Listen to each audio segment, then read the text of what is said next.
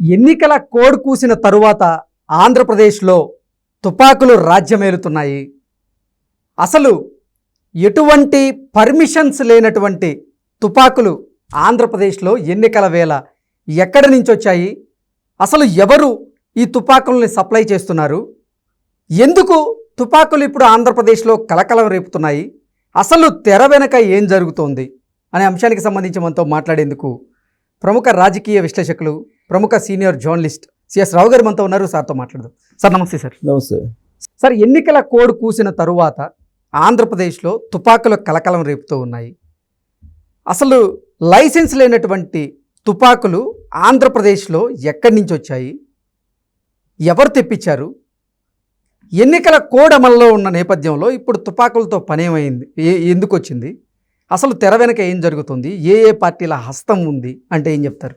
So ఒకటేంటంటే, హింసాత్మకమైనటువంటి ఎన్నికలు నిర్వహించాలి అని ఎవరు అనుకుంటున్నారు? ఎలాగైనా సరే మళ్ళీ అధికారంలోకి రావాలి అనేటువంటి యాంగిల్లో వైఎస్ఆర్ కాంగ్రెస్ పార్టీ వెళ్తుందని చెప్పేసి చంద్రబాబు నాయుడు, జనసేన అని పవన్ కళ్యాణ్ పదే పదే ప్రజలకు చెప్తున్నారు. అందుకే బీజేపీ యొక్క అండ కావాలని చెప్పి త్యాగాలకు పాల్పడి కొన్ని లోక్సభ, అసెంబ్లీ ఇచ్చేసి బీజేపీ యొక్క పొత్తు పెట్టుకున్నారు. ఇది జగద్విదితం, నగ్న సత్యం. ఇది ఇలాంటి సమయంలో ఎన్నికల వేళ డ్రగ్స్ బయటపడ్డాయి.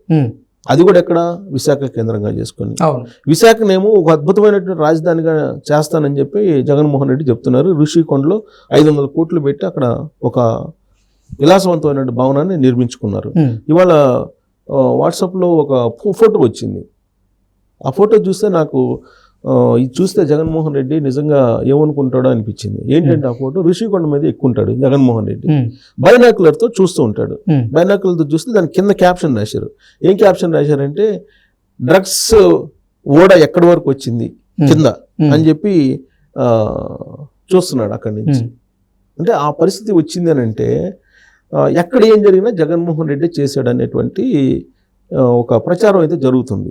సరే, దాంట్లో గోబెల్స్ ప్రచారం ఉందా, లేదంటే నిజంగానే జగన్మోహన్ రెడ్డి మీద అలాంటి అభిప్రాయం ప్రజలకు ఉంది కాబట్టి విపక్షాలు మరింత పెంచేటువంటి ప్రయత్నం చేస్తున్నారా అనేది డిబేటబుల్ క్వశ్చన్. ఇప్పుడు తాజాగా జరిగినటువంటి పరిణామాలు తీసుకుంటే, ఎన్నికల కోడ్ వచ్చిన తర్వాత 25,000 కేజీల డ్రగ్స్ అయితే దొరికింది కదా, కొకైన్ అయితే దొరికింది కదా ఇక్కడ విశాఖపట్నంలో. సో అంత పెద్ద స్థాయిలో, అంతర్జాతీయ స్థాయిలో ఇంటర్నేషనల్ క్రిమినల్స్ తోటి భాగస్వామ్యం అయ్యేంత ధైర్యం విపక్షాల్లో ఉండేటువంటి వాళ్ళు చేయగలరా? చేసే అవకాశం ఉందా అని అంటే జనరల్గా లేదంటారు. సరే, దాన్ని రాజకీయం చేశారు, పొలిటికలైజ్ చేశారు. తెలుగుదేశం మీద వైసీపీ వాళ్ళు, వైసీపీ మీద తెలుగుదేశం వాళ్ళు రకరకాలుగా ప్రచారం చేసుకున్నారు. ఆ కేసు సిబిఐ దర్యాప్తు చేస్తుంది. అది ఒక ఎత్తు అది. అయితే ఇప్పుడు అది మరవక ముందే, జస్ట్ ఒక 2-3 డేస్ అవి గడవక ముందే ఇప్పుడు విశాఖపట్నంలో ఆయుధాలు దొరికినాయి. లైసెన్స్ లేనటువంటి గన్స్ దొరికినాయి. దొరికితే వాటిని పోలీసులు స్వాధీనం చేసుకున్నారు. ఎక్కడి నుంచి వచ్చినాయి అంటే జార్ఖండ్ నుంచి తెప్పించారని చెప్పి అంటున్నారు. అంటే ఇవి వీళ్ళు పోలీసులకు తెలిసినటువంటి పిస్టల్ అంటే ఈ చిన్న చిన్న గన్స్, పిస్టల్స్. సో వీళ్ళు గన్స్ తెప్పించారు అని అంటే, తుపాకులు తెప్పించారంటే ఎందుకు తెప్పించినట్టు, ఎవరి కోసం తెప్పించినట్టు, ఎవరిని భయపించడానికి తెప్పించినట్టు? అందుట్లో వైజాగ్లో వాళ్ళు పోలీసులు చెప్పిన దాని ప్రకారం వైజాగ్లో లైసెన్స్డ్ గన్సే దాదాపుగా 780 ఉన్నాయంట. లైసెన్స్డ్ గన్స్ లైసెన్స్ తీసుకున్నాయి. ఇక లైసెన్స్ తీసుకోకుండా ఉండేవి ఎంతమంది దగ్గర ఉన్నాయి అనేది మనం చెప్పలేం. ఇప్పుడు ఒక ఉదాహరణ ఏంటంటే, ఇప్పుడు పోలీసులు పట్టుకున్నారు కాబట్టి ఇప్పుడు అది బయటపడ్డాయి. ప్లస్ విచారిస్తే ఏమైంది, జార్ఖండ్ నుంచి తీసుకొచ్చారు లైసెన్స్ లేనటువంటి గన్స్ని. జార్ఖండ్ నుంచి ఛత్తీస్గఢ్ అక్కడే కదా లభించేది లైసెన్స్ లేనటువంటి గన్స్. వాటిని అక్కడి నుంచి తెప్పించారని చెప్పి బయటపడింది. అది కూడా శ్రీకృష్ణ ట్రావెల్స్లో ఒక అతను ట్రావెల్ చేస్తుంటే, కొనాలనే అతను అనుమానాస్పద స్థితిలో ఉంటే విశాఖ పోలీసులు పట్టుకొని అతన్ని అదుపులోకి తీసుకుంటే, అతని దగ్గర ఉండేటువంటి బుల్లెట్స్, తర్వాత లైసెన్స్ లేనటువంటి గన్స్ని, 2 పిస్టల్స్ని, వీటిని స్వాధీనం చేసుకున్నారు. స్వాధీనం చేసుకొని విచారిస్తున్నటువంటి పరిస్థితి. సో ఇలాంటి పరిస్థితి ఎందుకు వచ్చింది? ఇప్పుడు పట్టుబడ్డారు కాబట్టి, అందుట్లో ఎన్నికల కోడ్ ఉన్నటువంటి సమయంలో కాబట్టి తనిఖీలు చేస్తూ ఉంటారు కాబట్టి ఏదో దొరికారు. ఇంకా అనఫిషియల్గా, అనధికారికంగా రాష్ట్ర వ్యాప్తంగా ఆంధ్రప్రదేశ్లో ఎన్ని ఉంటాయి? ఇప్పటికే డ్రగ్స్, గంజాయి, మద్యం, ఇసుక, ఇలా రకరకాల నేరాలతోటి ఆంధ్రప్రదేశ్ ఉంది అని చెప్పి ప్రచారం జరుగుతుంది.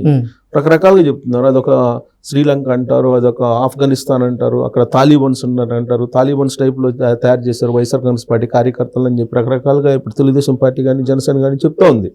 ఇలాంటి సమయంలో గన్స్ బయటపడటం అని అంటే అనఫిషియల్గా ప్రైవేట్ సైన్యం ఏమన్నా తయారవుతుందా అక్కడ అనే అనుమానం వస్తుంది.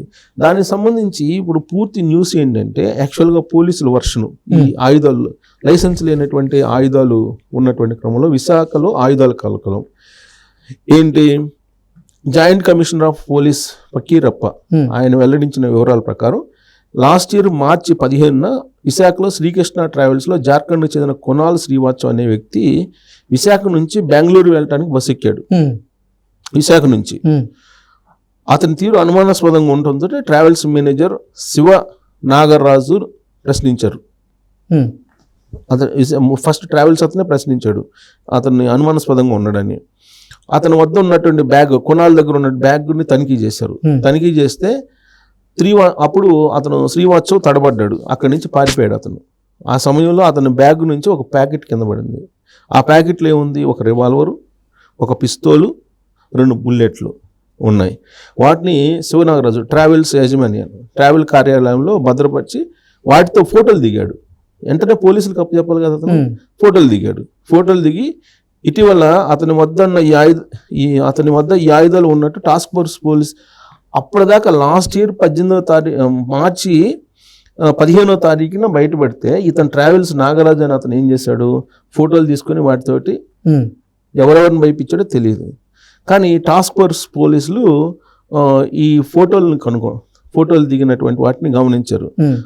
అతని వద్ద ఇవన్నీ ఉన్నాయి అని చెప్పి, నాగరాజు వద్ద ఇవన్నీ ఉన్నాయని చెప్పి దాడులు చేసి ఆ రివాల్వరు, పిస్తోలు, బుల్లెట్లు స్వాధీనం చేసుకున్నారు.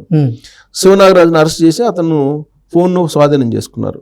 ఇప్పుడు శివనాగరాజు ఫోన్లో ఏముంది, ఎవరెవరితో మాట్లాడుతున్నారు, ఈయన ఆయుధాలు ఇంతవరకే పరిమితమా లేదంటే ఇంకెవరితో తెప్పించాడు అనేది ఇన్వెస్టిగేషన్ చేస్తారు.